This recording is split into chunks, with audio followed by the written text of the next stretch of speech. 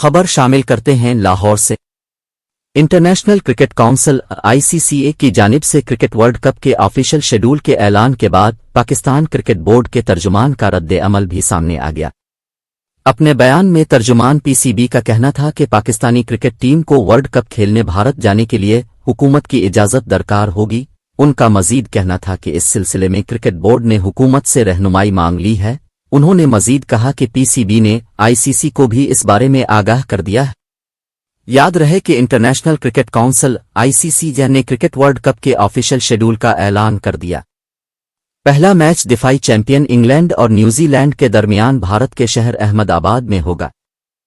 Pakistan event में अपना पहला मैच 6 अक्टूबर को क्वालिफायर 1 के खिलाफ हैदराबाद में खेलेगा।